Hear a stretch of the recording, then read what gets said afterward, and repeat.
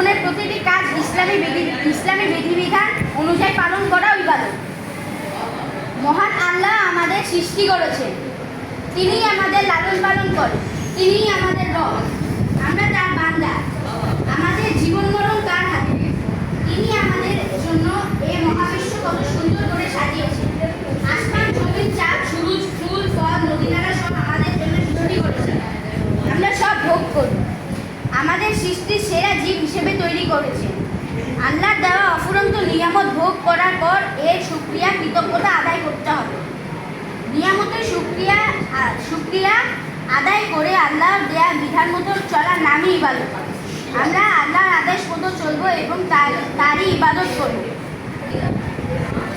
মহান আল্লাহ সকল জিনিস মানুষের জন্য সৃষ্টি করেছেন, আর জিন ও মানব জাতিকে সৃষ্টি করেছেন তার ইবাদত বা দাসত্ব স্বীকার করার জন্য।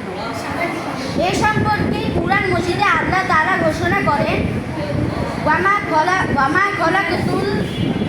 খলাকতুল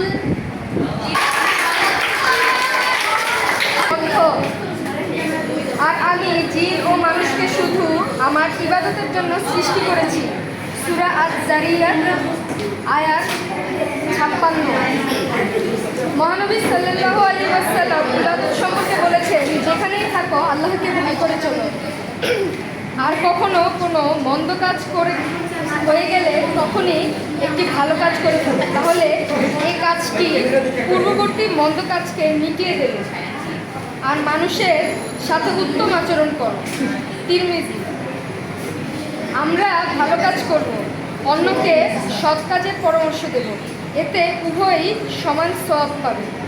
এ প্রসঙ্গে মহানবী সাল্লাল্লাহু আলাইহি ওয়াসাল্লাম বলেন, যে ব্যক্তি কোনো ভালো কাজের পরামর্শ বা সন্ধান দেবে সে ওই কাজটি সম্পাদনকারীর সমান সওয়াব পাবে। মুসলিম। আমাদের জন্য নামাজ, রোজা, হজ, যাকাত ইত্যাদি কতগুলো নির্ধারিত ইবাদত রয়েছে।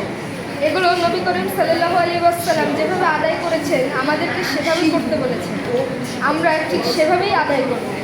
এভাবে মানুষ তার জীবনকে পরিচালিত করলে সমাজে শান্তি, শৃঙ্খলা, অনুগত্য ও অপরের প্রতি শ্রদ্ধা, ভক্তি বৃদ্ধি পাবে।